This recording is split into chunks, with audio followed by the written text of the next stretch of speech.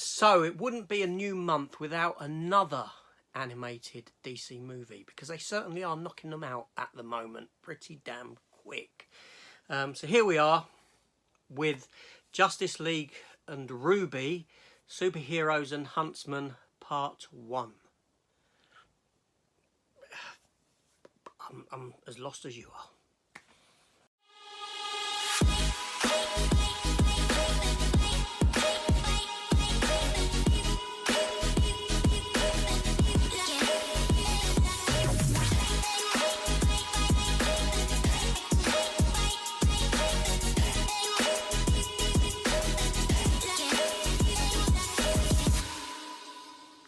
So welcome back to the channel, everyone, and welcome to this new review for this new animated DC movie. Yes, and like I said in the opening, they are knocking them out pretty damn quick. It seems every month we are getting a new animated DC movie.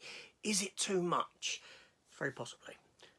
Are they reaching in and scraping the slime from the bottom of that barrel? It's a good point.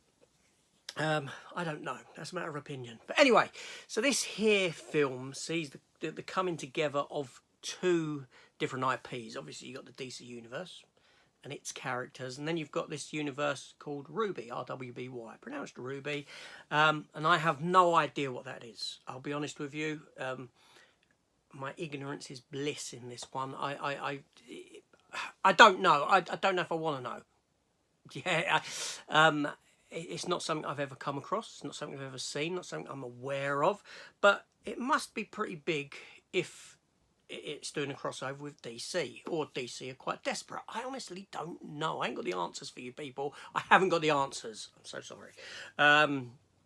Anyway, this here film starts and it just throws you into action from the get-go. You've got Superman waking up as a young boy. He's a young boy, but he's having memory flashbacks of himself as a grown man. But he's a young boy, he's dressed different, in a Supermanish outfit, with the mind of a child, of a youngster. And there's these two individuals, these two girls who are part of this RWBY universe, who are fighting these creatures. He tries to join in, his powers aren't working, this sort of a thing. But they manage to defeat him and they head off. And then we sort of come to learn that the entirety of the Justice League have ended up here in this world, in the bodies of youngsters, in different places. They meet up with some of these characters from this RWBY universe. They go on different missions until ultimately they all come together at the end. They've got to work out what's going on. There is a twist in the sense of, obviously I'm not going to tell you who the villain is and how the villains got there and what's going on and all this sort of stuff. There's not much more I can say than that. I was lost. I was lost through this entire project. I think that you need to go into this with a bit of knowledge at least as to what this RWBY is. Because I was scratching my head all the way through. Obviously, I'm a big fan of DC, of comic books, of that sort of a thing. But and that's the primary reason that I watched this. But I don't know who even the DC characters in this. I mean, I know who they are, who they're meant to be, but they're not, because they're youngsters and they're children in their mind in this. They're not portrayed as the DC characters that you know. Yes, you've got Batman. He sort of sprouts these bat wings in it. You've got, you know, a young girl that's Green Lantern. Superman is Superboy. You've got a young Wonder Woman. You've got a dreadlocked Cyborg. There's Flash. Do you know what I mean? All these people are there, but they're not, if that makes sense. So, like I said, they're all split up. Yeah, they've all got their own little side quests, trying to figure out what's going on, and until they culminate together at the end. And they you know, the movie's left open for a second part. Now, I didn't know whether I was actually watching the real RWBY characters or not, or whether these were younger versions of the characters from RWBY, like the DC characters have been made younger, or whether the DC characters had been made younger to to sort of mirror these RWBY characters. I think it's the latter, because at the end they, you know, they get out of wherever they are and they go back to their own home worlds. And I didn't realise that RWBY had their own home world. I thought this was it, or this may have been it. That's what I'm saying. I was lost during this entire project because I didn't have the information. The film is done in such a way that it requires you to know everything about everyone and both of these worlds within this. If you don't know what RWBY is, you'd be completely lost as to in this, as I was. I will say that I like the animation style. I did like the animation style for RWBY. I didn't like the DC characters being brought in and given this animation style. But I liked it for these other characters.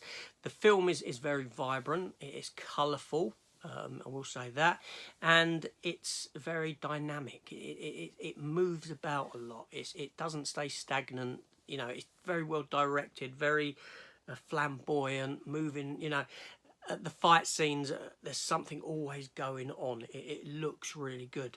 The music for the film. It is a standout. I thought the music in this, the musical score was really good, really strong. There's a lot of beating of drums. It reminded me a bit of Justice League, Zack Snyder's Justice League, and some of the music in that.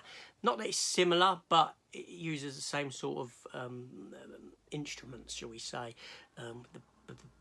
There's something about it that just reminded me of that. So that worked for me. Now, can I recommend this film to you? I think DC are scraping at the moment. I think DC are doing these projects that they're not working for me. I've seen, you know, the last one, Doom That Came to Gotham, didn't work for me. If it worked for you, that's fantastic. I'm glad that you got something out of it. And likewise with this, if you watch this and you get something out of it beyond what I got out of it, that's just fantastic. I wouldn't want to take that away from you, because it is all subjective at the end of the day. But for me, like I said, I was just left scratching my head all the way through it, and it wasn't until the end that I felt, okay, I kind of understand now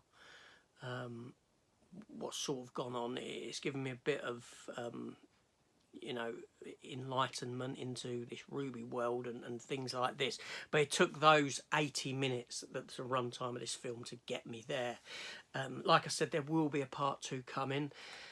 I'm hoping the part 2 has these characters meeting in I don't know, the DC world maybe? I don't know, or the DC characters are older as their proper selves.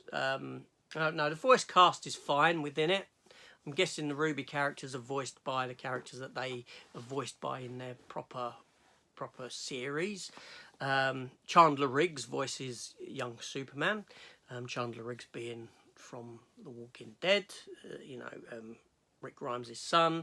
Beyond that, I don't really know anyone else that's in it. So, unfortunately for me, even though the film looks nice, the score's nice, it's colourful, it's very lively, it just didn't grab me.